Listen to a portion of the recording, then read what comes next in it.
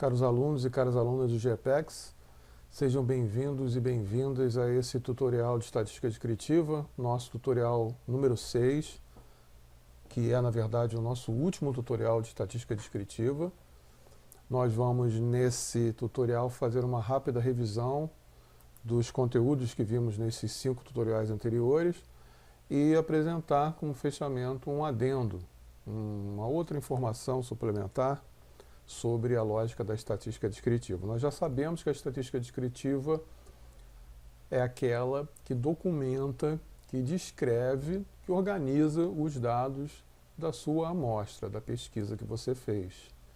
É a partir da estatística descritiva que nós vamos fazer um outro tipo de estatística, que é a estatística inferencial, a qual será justamente o objeto dos próximos tutoriais. Mas é muito importante que você tenha uma sólida base na estatística descritiva, porque uma estatística descritiva bem feita é a metade do seu trabalho.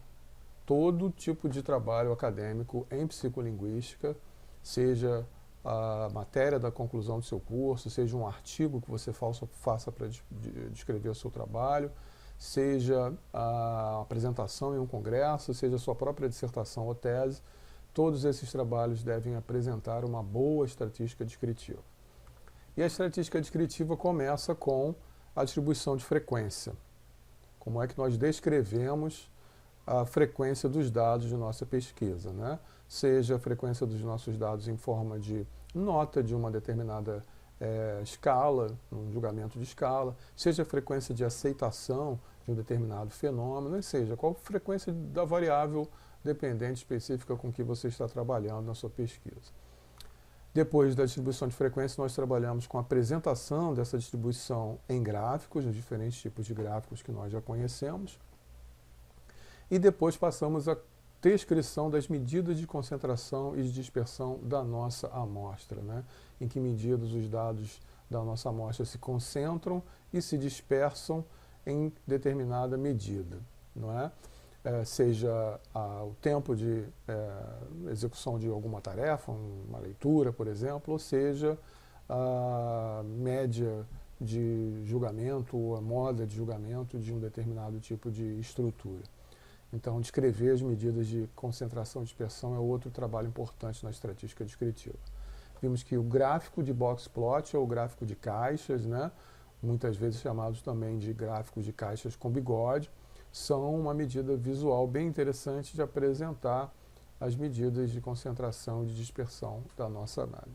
E, por fim, vimos o teste de normalidade, aquele que então indica se a distribuição em termos de concentração e dispersão que temos em nossa amostra, quando temos uma amostra com dados contínuos, se essa distribuição é considerada normal. Vimos então em 5 tutoriais exatamente esses 5 tópicos que compõem a estatística descritiva. Vamos passar uma rápida revisão em cada um deles agora. Começamos pela distribuição de frequência. A distribuição de frequência, então, é aquela que vai apresentar em que frequência a nossa variável dependente acontece. E aí depende de qual é a sua variável dependente para fazer a conta, né? Vamos imaginar, por exemplo, que seja uma nota numa escala. O seu participante viu uma determinada condição e deu uma nota, digamos, de 1 a 5, 1, 2, 3, 4, 5, numa determinada escala. E aí você quer ver qual foi a frequência absoluta de cada nota nessa condição. Qual o total de 1, qual o total de 2, de 3, etc. Isso é a frequência absoluta na distribuição de frequência. Mas você também está interessado na frequência relativa e na frequência percentual, que são relativamente a mesma coisa. A única diferença é que a frequência relativa é dada numa escala de 0 a 1 e a frequência percentual em percentual de 0 a 100. Mas ambas indicam a frequência relativa à sua ocorrência absoluta. Então, se eu tenho X ocorrências da nota 1 numa escala de 0 a 5, né, qual é a frequência relativa, a frequência percentual desse X ocorrência absoluta de uma determinada categoria, né? E, por fim, temos a frequência acumulada, que é aquela que descreve como é que de uma categoria para outra, por exemplo, da nota 1 para a nota 2, para a nota 3, etc., os valores absolutos, relativos e percentuais vão se acumulando na nossa distribuição. Vamos ver como é que isso funciona na prática usando o action, né? Então eu tenho aqui uma planilha que apresenta justamente o exemplo que eu dei para vocês, né? Uma nota tal numa escala de 0 a 5, distribuída em condições, aqui no caso são 3 condições, e eu vou analisar a distribuição de frequência numa distribuição específica, né? Vocês lembram que a distribuição de frequência do Action, o Action está aqui, é feita condição por condição. Então, como nós fazemos? Vamos em Action, vamos lá no cantinho esquerdo na estatística básica e selecionamos a segunda opção, que é justamente distribuição de frequência. E aí aqui selecionamos a coluna em que há a nossa condição e que há a nossa variável de resposta, dessa maneira. Vamos até o final das ocorrências. Pedimos ao Action para ler. As colunas estão com nome, vocês devem lembrar que lá eu selecionei o nome. E digo que no caso particular aqui eu tenho um dado discreto e não um dado contínuo. Poderia fazer as opções de gráfico, mas isso eu vou ver daqui a pouco. E peço uma nova planilha, porque vocês já sabem que o Action plota os seus dados na célula em que tiver ficado o nosso cursor antes de rodarmos o Action. Então, a gente sempre tem o cuidado de pedir uma nova planilha para que os dados do Action sejam plotados aqui embaixo e eles não se confundam com a nossa planilha de dados organizados. E damos o OK, o Action trabalha e nos dá aqui o nosso resultado, né? Eu tenho aqui então os fatores, que a gente já sabe que são as notas de 1 a 5 da minha variável lê, da minha condição lê, né? Da minha variável tipo de pronome. E aqui eu tenho a ocorrência absoluta, né? A frequência absoluta de cada nota. Então, 22 ocorrências de 1, 8 ocorrências de 2, 12 ocorrências de 3 e assim por diante. Do lado direito eu tenho a distribuição da frequência relativa de cada uma dessas ocorrências absolutas. A gente viu que é de 0 a 1, então aqui eu tenho 0,14 para 22, 0,05 para 8, 0,07 para 12, o que é a mesma coisa que falar em percentual. 0,14 significa 14%, 0,05 significa 5%. Do que? Da ocorrência disso daqui no total. Então, as notas atribuídas ao valor 1, a quantidade de nota 1 é absolutamente 22, a nota 1 recebeu 22 ocorrências nessa condição, e isso equivale a 14% da distribuição total dessa condição, né? Enquanto a nota 2 recebeu somente 8 julgamentos nessa condição, o que equivale a 5,26% do total. E aqui do lado nós temos a frequência se acumulando. Então, por exemplo, em relação à nota 1 e à nota 2, a gente tem 19,76% da distribuição desses dados, né? Então, essa é a distribuição de frequência de dados categóricos aqui, de dados numéricos contínuos, né, de uma determinada condição, de determinado nível de uma variável. Se eu tivesse dados contínuos, vamos olhar aqui embaixo a opção tempo, né, se eu tivesse dados contínuos, então aqui eu não tenho um número inteiro, como 1, 2, 3, 4, 5, mas tenho uma variável de unidade de medida contínua, por exemplo, aqui 2 segundos, 703 milésimos, 2 segundos, 131 milésimos, etc. Então, uma unidade contínua, eu pediria no Action a mesma lógica da distribuição de frequência, mas iria pedir um dado contínuo. Vamos selecionar então aqui somente uma condição, a condição leais, e vou pedir para ele ler e dizer que é um dado contínuo. Quando é um dado contínuo, não faz muito sentido que ele pegue todas as ocorrências que acontecem. É interessante ele agrupar essas ocorrências em classes, né, em intervalos de classe. Por exemplo, olha aqui que ele tem aqui uma ocorrência de 1 segundo, 526 milésimos, 527 milésimos. Qual seria a recorrência desse tipo de frequência, né? Provavelmente somente uma pessoa despendeu exatamente esse tempo para uma determinada execução de tarefa. Então, é interessante agrupar essas frequências em classes. Eu venho aqui e peço para que o Action faça isso, agrupo em classe. Vou chutar aqui o número de classes, eu poderia ter uma hipótese inicial sobre quantas são, vamos colocar 5, né? 5 classes, para ver se isso já dá uma organização aceitável com meus dados. Peço uma nova planilha e dou OK. Deu um erro, vamos ver o que foi, provavelmente eu selecionei alguma coisa errada. Vamos lá, Action, estatística básica, distribuição de frequência, dados de entrada, eu vou pegar aqui os dados de tempo da condição 1, peço para ele ler, digo que os dados são contínuos e que eu quero 5 intervalos de classe. Dou o OK para uma nova planilha e ele executou. Então, vocês vejam aqui que eu tenho 5 intervalos. Cada intervalo, então, pegou um intervalo de tempo. Por exemplo, o primeiro é de 576 milésimos a 1 segundo 392 milésimos. E os outros com esses valores que estão colocados aqui. Aqui eu tenho a frequência absoluta de cada uma dessas ocorrências. Então, tem 14 ocorrências da primeira classe, 18 da segunda, 17 da terceira, 8 da quarta e 5 da quinta. Aqui eu tenho a respectiva distribuição relativa dessa frequência, 0,23, o que é um arredondamento dos 22,58% dos dados que estão, então, na primeira classe. Na segunda classe estão 29% dos dados, entre, então, 1 segundo 392 e 2 segundos 208, aconteceram 29% dos dados. E aqui a frequência acumulada, vocês vejam que a metade, um pouco mais da metade total das ocorrências, 51,61%, não é, estão nas duas primeiras classes, né, da classe 1 e da classe 2.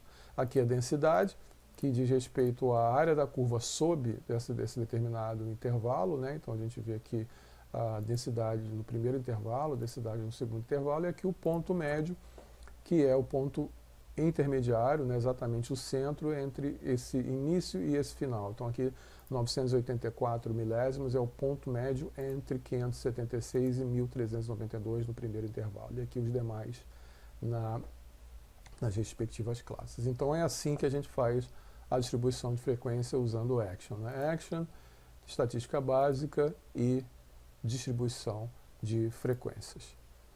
Aqui embaixo nós ficamos com as tabelas, por exemplo, aqui a tabela que a gente acabou de fazer agora, com a distribuição de frequência para os dados contínuos, e aqui a distribuição de frequência dos dados discretos. Eu vou excluir para não ficar acumulando aqui, eu vou usar a mesma planilha o tempo todo, mas vocês já sabem que devem nomear essa planilha aqui, né? Dar um nome. Vamos imaginar que eu tivesse aqui distribuição de frequência, condição 1, né? Distribuição de frequência em classe, por exemplo. Então eu daria um nome para essa aba na minha planilha para depois encontrar facilmente esses resultados. E o que nós vimos depois, então, da distribuição de frequência? Como apresentar essa distribuição em gráficos? E nós vimos que o Action pode fazer gráficos de barra, que são também os histogramas. Nós vimos na aula 2, né? Na verdade, no tutorial 2, qual é a diferença entre gráficos de barra e histogramas. Se você quiser revisitar essa diferença, veja lá o tutorial 2, né? No tutorial 1 falamos especificamente sobre a distribuição de frequência. O gráfico de setores, também chamado de gráfico de pizza, e os gráficos de linha, também chamados de gráficos temporais. No Action nós temos aqui, né, quando vamos lá em cima em Action, né, temos essa opção de gráficos, nós temos todas essas opções de gráficos aqui. Então aqui a gente tem o gráfico de barras, aqui os histogramas, aqui o gráfico de pizza, aqui o gráfico de linhas, né, e outros tipos de gráfico que o Action pode fazer. Nós podemos pedir ao Action para fazer. E também é possível pedir ao próprio Excel, né, vindo aqui, por exemplo, em uma gestão de gráficos, inserir gráficos no Excel. Então você tem vários tipos de gráficos que podem ser feitos no Excel, né? Gráficos, por exemplo, de barra, gráficos de pizza, gráficos de linha, né, que podem ser feitos no Excel também, além de serem feitos no Action. E aí vocês podem ver qual é a melhor opção. O Action é interessante porque, por exemplo, ele permite vamos pegar, por exemplo, esse daqui, ó. Primeiro tem que pedir lá que eu quero gráfico, por exemplo, de barra. E aí eu vou pedir um gráfico de barra aqui da minha primeira condição com dados discretos nesse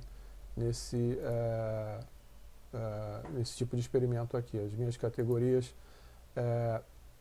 são a condição, né? A frequência que ele vai analisar é a frequência da variável de resposta. Então eu posso vir aqui nas opções de gráfico, ver que gráfico ele vai fazer e alterar, né? Aqui o resultado já, uma prévia do que ele vai fazer. Eu posso alterar o nome do gráfico, o título dos eixos, não é? Posso escolher o tipo de cor, se com cor gradiente de cinza ou outro tipo de paleta aqui de cores escolhidas.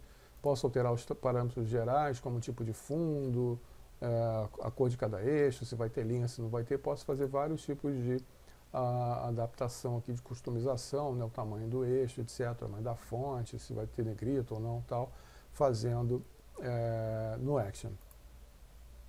E se eu fizesse no Excel, teria que ter uma lógica diferente. O Excel, então aqui no inserir gráficos, ele não vai poder trabalhar com os dados assim, da maneira com que essa planilha está organizada, que aqui eu tenho os dados completos. Vocês precisariam ter, para fazer gráfico do Excel, uma planilha com os dados já organizados em alguma medida simplificada, como por exemplo a média, né?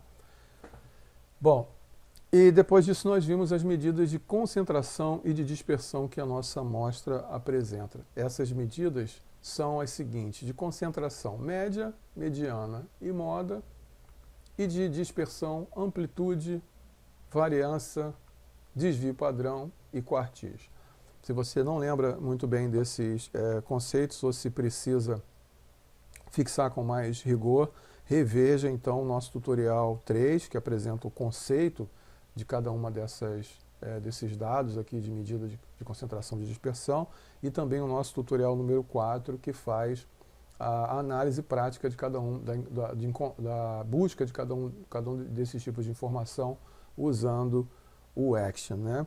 Então, como é que nós vemos dados de concentração e de dispersão no Action, né? O Action tem lá a opção resumo descritivo. Veja que está aqui o resumo descritivo, em que nós podemos pedir um conjunto de dados descritivos da nossa amostra. Vamos ficar aqui com a condição 1, com esses dados discretos, para exemplificar o que o Action faz na estatística descritiva, que é então o resumo descritivo, né? Nossas colunas têm nome e os dados estão na nota, especificamente. Então, o que ele pode dar? O valor mínimo, o primeiro quartil, a média, nós vamos ver daqui a pouquinho, né, no adendo, o que é o desvio padrão, a soma, a variância, o coeficiente de variação, que nós vamos ver também daqui a pouco, a simetria, trimetria, trimestre nós não vamos ver, o valor máximo, o terceiro quartil, a mediana, o desvio padrão, a soma quadrática nunca usamos, amplitude sim, a curtose e o tamanho da amostra. Faltou dizer aqui o tamanho da amostra. Curtose nós vamos ver daqui a pouquinho. Nesse caso particular, nós não queremos saber o mínimo, porque a gente sabe que o valor mínimo da escala que nós apresentamos é 1, e o valor máximo é 5, não faz sentido então perguntar isso. Mas eu quero ver o primeiro quartil, quero ver a média, quero ver o terceiro quartil, quero ver a mediana. Né? Quero ver o tamanho da amostra para conferir quantas pessoas participaram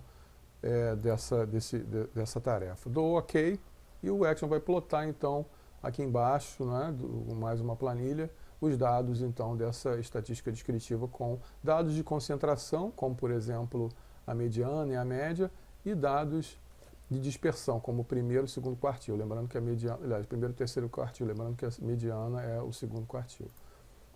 Peço para ele me dar os dados, e os dados estão aqui. Ó. No primeiro quartil acontece a nota 1, a média é a nota 3, a mediana é a nossa nota 3, né, coincidência entre mediana e média. O terceiro quartil começa com a nota 4, e nós temos aqui o tamanho da amostra, 76 pessoas. 76 pessoas, então, fizeram. Houve 76 julgamentos. Né?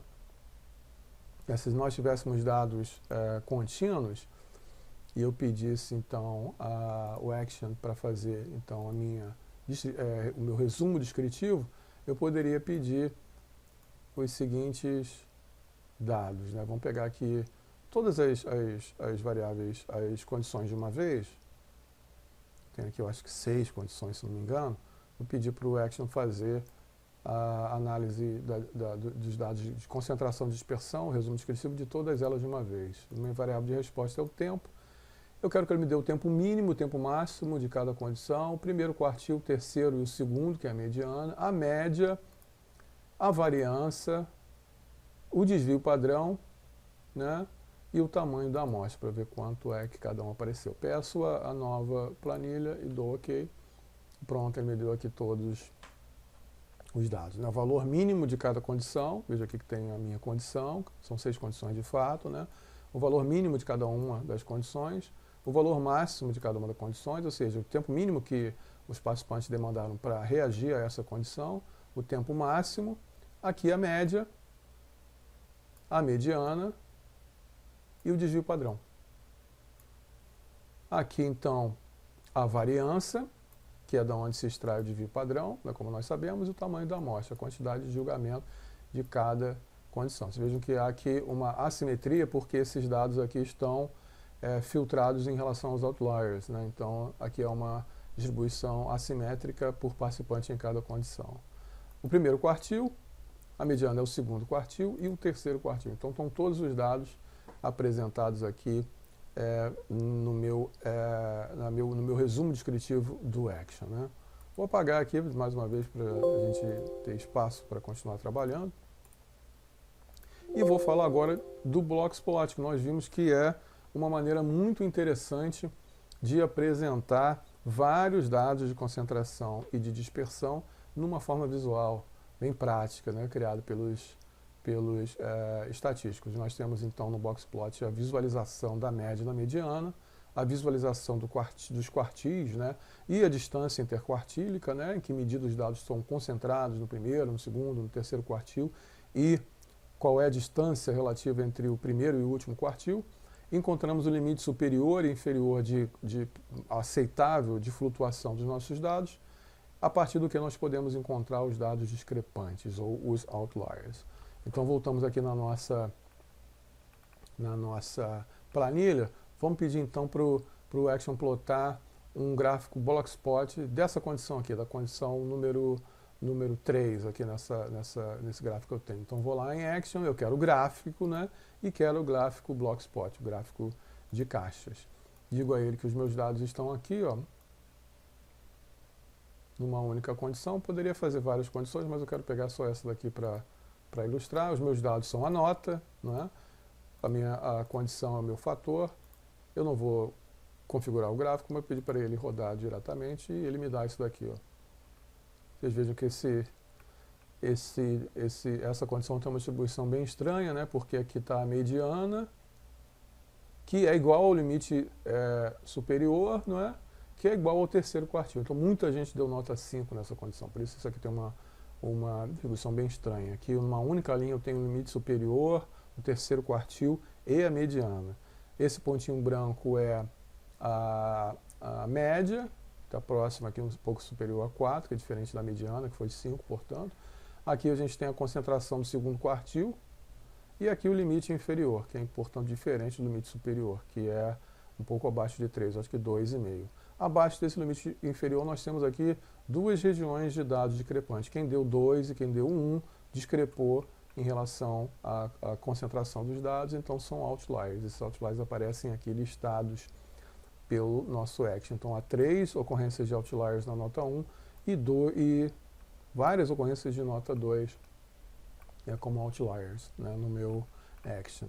Vamos lá na distribuição de tempo, dado então contínuo, e pedir para que o Action plote um gráfico Boxplot de todas as condições de uma vez. Eu vou lá em Action, peço gráficos, quero Boxplot, seleciono todas as condições, inclusive com o nome lá da condição da minha variável de resposta, seleciono tudo.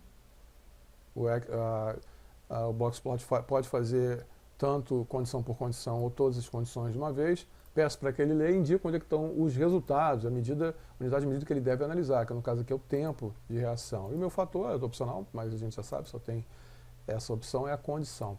Peço nova planilha e mando ele plotar o Boxplot. E aí a gente tem aqui, inclusive, o resumo descritivo, que não é exatamente igual ao resumo descritivo lá como uma opção independente do Action. Apresenta outras informações, o que nos interessa basicamente é o Boxplot que está aqui, que a gente poderia copiar e colocar no nosso artigo, colocar na nossa tese, né, e que apresentam aqui todos os dados. Então aqui eu tenho a primeira, segunda, terceira, quarta, quinta, sexta condições, o valor do limite inferior, do limite superior de cada uma das condições, né, vocês vejam que elas variam bastante no limite inferior, do limite superior, a mediana, que é o segundo quartil, que é esse traço grosso aqui dentro da caixa, aqui o segundo quartil, o terceiro quartil. Desculpa, então, acho que acabei de lembrar que eu acho que eu chamei isso daqui de primeiro quartil, não lembro o que eu falei alguma coisa errada. Isso aqui é o segundo quartil, é o terceiro quartil, na verdade, né? Aqui a gente tem o máximo aqui é igual ao limite inferior e a mediana.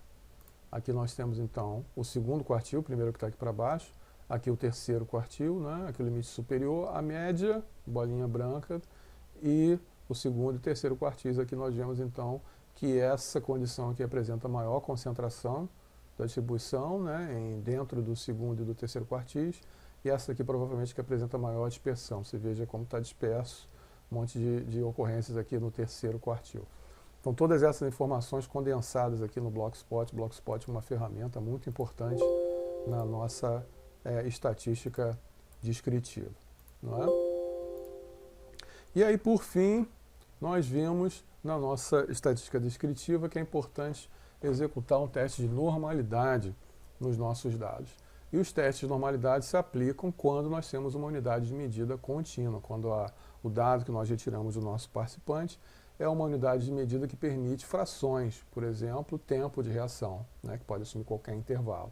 Um segundo, 33 milésimos, 2 segundos, 798 milésimos, então nós temos frações, né? Se nós temos uma unidade de medida numérica, mas não contínua, discreta, então nós não fazemos teste de normalidade. Muito menos se nós temos dados categóricos, né? Os nossos dados categoriais. O teste de normalidade se presta a unidades de medida contínuas. E aí nós vimos que uma distribuição de dados, né, contínuos é normal quando nós temos uma concentração em torno da média. Se a distribuição é perfeitamente normal, média, mediana e moda coincidem. E nós temos uma medida de afastamento da média tomada em desvio padrão, né? Nós vamos ter uma curva normal, vocês devem lembrar da nossa curva normal. Essa curva normal terá o seu centro a média e o desvio padrão para cima e para baixo, anotando os desvios em relação à média. Esses desvios nos permitem calcular a faixa de distribuição do total de ocorrências da nossa amostra contínua.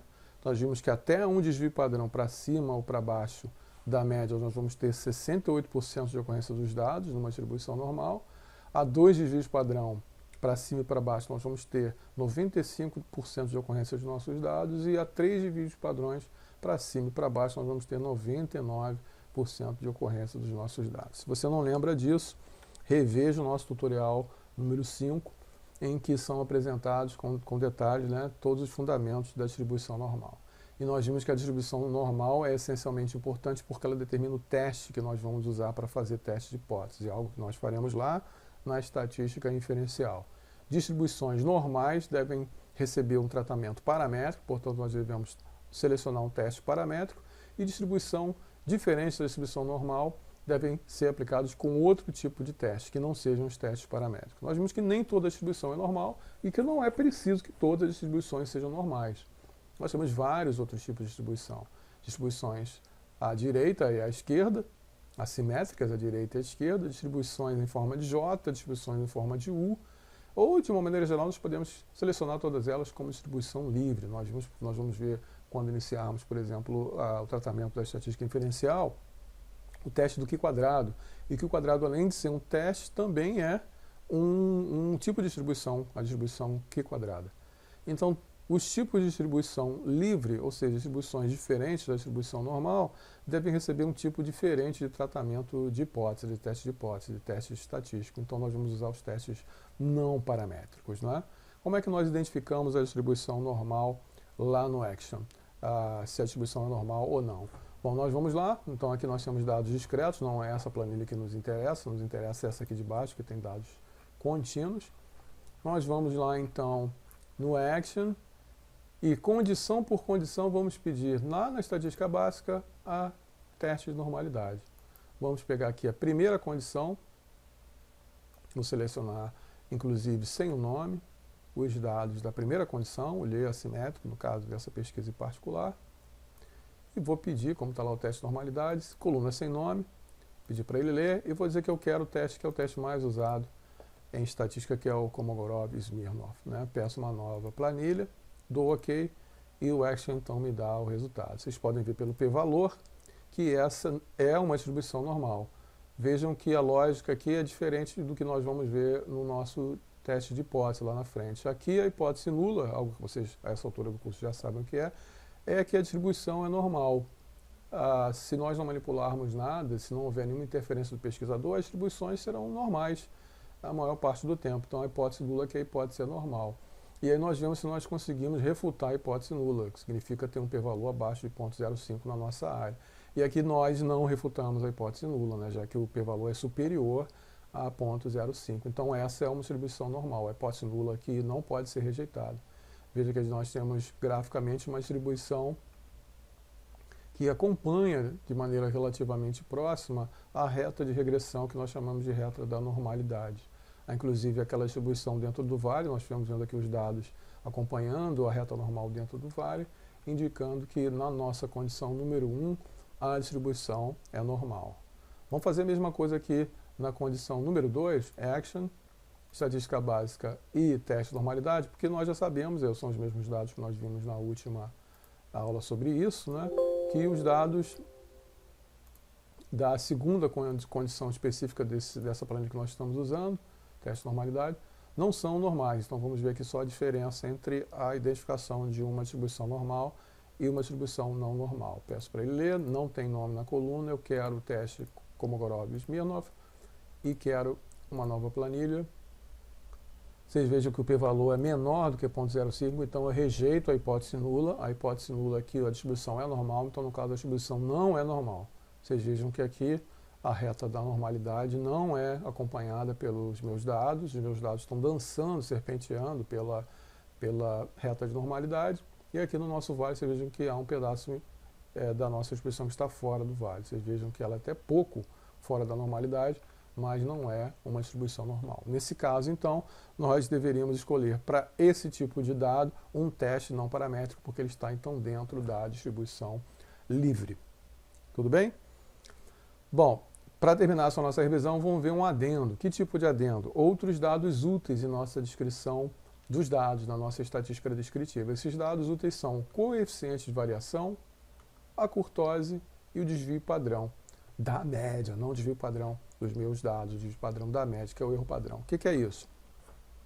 Lá na nossa estatística, eu deveria ter apagado isso aqui para facilitar o nosso acesso aos dados.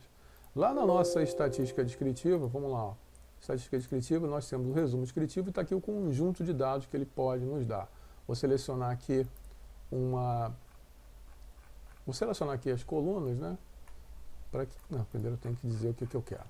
Vou lá em estatística do action, estatística básica, o resumo descritivo, e vou selecionar então todos os dados contínuos que eu tenho aqui para análise nesse exemplo, nessa planilha.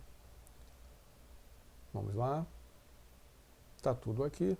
Eu peço ao Action para ler, digo que meus dados de resposta são tempo e vou selecionar aqui o que eu quero que ele me dê. Então a gente já conhece o valor mínimo, o valor máximo, o primeiro quartil, o terceiro quartil e a mediana, que é o segundo quartil. Não é? A média, o desvio padrão, que são os dados que nós já sabemos analisar, né? Tanto de concentração quanto de dispersão dos dados. A variância, a amplitude e o tamanho da amostra. Vamos selecionar, vou deixar para lá. O que a gente pode ver mais aqui?